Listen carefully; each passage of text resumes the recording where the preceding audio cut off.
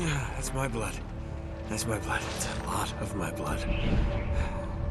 Oh,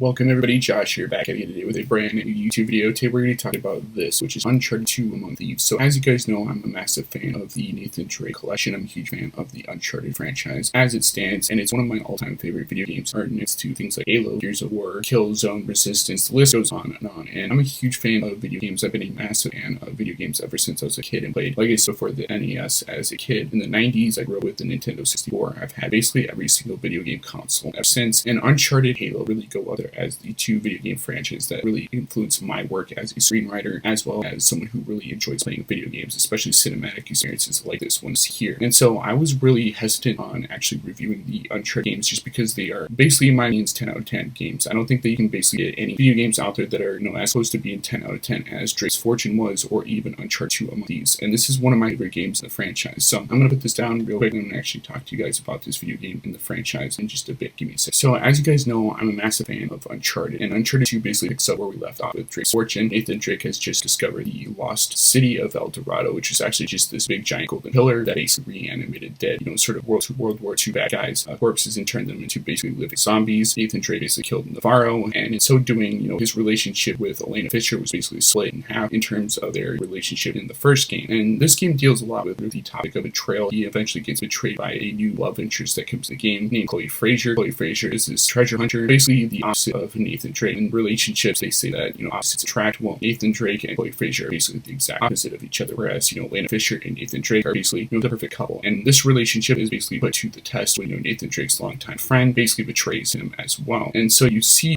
lengths that Nathan Drake will actually have to go in terms of this game. His, best friend is actually someone that's working with sort of this warmonger. You got Nathan Drake's friend, who is Flynn, and I think that the dynamics between Flynn, who is this guy that is really greedy, that will go to pretty much the ends of the earth to kind of try and best Nathan Drake, who's working with a psychopathic war criminal with Elena Fisher, actually basically is the one that states that in the video games. Everything about this game is, like I said before, dialed to 11. The action set pieces in this game are really amazing. You've got this really cool train sequence that goes a little bit too long, but not long enough to where the point, it's a really annoying sort of boss battle to fight. You've got these mini bosses on top of the train that are shooting at you with Gatling guns. You've got the tank sequence where you're trying to shoot down a helicopter that's kind of chasing after you. And then you've got a train sequence later on where Nathan Drake is trying to scaffold across the train, as well as another helicopter is chasing after him. And then you got that really cool sequence where the train car kind of explodes and it kind of tumbles and nearly gets to the point where it's killing Nathan Drake. And you've got really all these really cool Indiana Jones and Tomb Raider style action set pieces that were really inspired by this franchise that Amy Hennig basically grew up loving kid. And I think that really works in terms of the storytelling in this game, because this game really does feel like a really big budget action set piece and video game experience that's very film-like in nature, but brought to a video game console. And at the time when this game came out, everybody in my school was talking about how amazing that train sequence was, sort of the epicness in terms of the scope and scale of the game, the Indiana Jones style nature of it, where it's kind of a globe-trotting adventure where you kind of go to different new locales and you're looking for the lost city of Shambhala, which is an ancient city that's kind of hidden in the Himalayas, and you got Nathan Drake quest of that adventure. And I think that this game, along with Drake's Fortune, really defined the PlayStation 3 and even the PlayStation 4 era when the Nathan Drake collection came out. And I think it's one of those story narratives that's really pretty much damn near perfection. I don't think there's any video game franchise out there that has really great storytelling like this, kind of like the old Tomb Raider or God of War days, where they're kind of focused on really action adventure set pieces in a third-person narrative. And I think that the third-person narrative, along with the action adventure set pieces like you've been accustomed to in the other video games, really works well under the Uncharted 2 Among Thieves title. And I think that all the puzzles that you see in sort of this game, while they're not as easy to kind of conquer as the first game in the franchise, which I barely even covered in that review, are a little bit more difficult in terms of trying to figure these things out. There's plenty of guides and helpful hints and stuff like that on the internet, and easily figure out how to beat them. And I actually have strategy guides at my house, so I can pretty much reference those whenever I want to. But I've gotten so accustomed to actually beating sort of the puzzles in this game, which are a little bit frustrating frustrating when you're first starting out to where I can actually beat them without actually referencing a guide. And that's really cool to kind of eventually go back and replay some of these experiences that you had as a kid and even as an adult, and kind of learning the references and the jokes and the humor and the one-liners in this game that are really pretty much nailed down to perfection in this game as well, and kind of understand where the cast and characters are coming from in terms of not only Nathan Drake's betrayal and the fact that he's being sort of, tossed and turned throughout different inciting instances throughout this entire video game franchise, especially Uncharted 2, to Victor Sullivan kind of learning to kind of cope with being the father figure that he is basically in these games to Nathan Drake, to Elena Fisher kind of coming back into Nathan Drake's life, especially the fact that she's been gone for a very long time, the fact that they kind of separated and she was kind of focused on work, same with Nathan Drake, to learning to kind of come to terms with sort of the fact that she really does like Nathan as a character in this universe, to the fact that they're kind of hunting mythological treasure that is long since forgotten to history, and this warmonger that's kind of tearing apart the city trying to look for it, and all the chaos that ensues from that. And so as a video game player, you kind of feel like you're Nathan Drake in this game. You kind of feel like you're thrust into the story. You kind of feel like you are sort of the main character in this similar situation that you find yourselves in with playing video games like Halo, like Gears of War, like any of these other story-driven narratives in the past. And I think that that's one of the reasons why I really do think that Uncharted 2 Among Thieves is really one of the greater video games in the franchise. And while I like Uncharted 4, I think that Uncharted Drake's Fortune and Uncharted 2 are pretty much top-tier fashion in this video game franchise. And so I think that if you're trying to figure out whether or not you want to actually purchase this game for yourself, if you're thinking about whether or not you want to buy this for the Nathan Drake collection, if you're trying to pick up PS5 and you don't want to replay old Uncharted games, this would be the game that would kind of sell you on that. And boss fight at the end, while it's a little bit,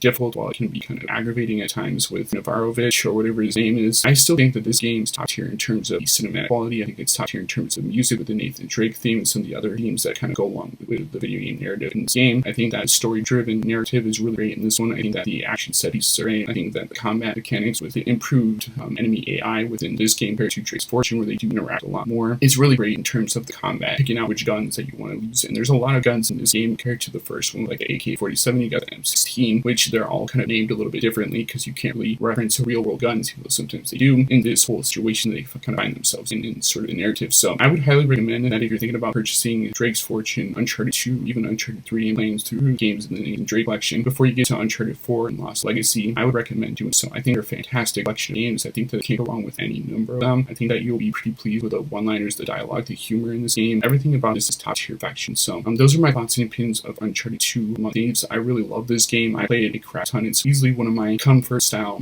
video games to kind of go back to and play at time, especially during the thing that shall not be named. I played about 400 hours of charges because the globetrotting adventures, they basically go on with Nathan Drake, Victor Sullivan, and Elena Fisher. The different stories and the storylines and the twists and turns and stuff like that you kind of go on through these games. It's really fantastic. I think Amy Hennig and the team at Naughty Dog really excelled into this game as well as the ones past. So let me know in the comment section down below what you think of the Uncharted franchise. Are you a fan of the Uncharted franchise like myself? Have you played through all games in the franchise? Are you a cosplayer of Nathan Drake or any of the cast of characters in the Uncharted franchise? Let me know in the comment section down below. And as always, guys, rate, comment, subscribe, and I'll see you guys in the next video. Peace out. One little detail, didn't you, partner?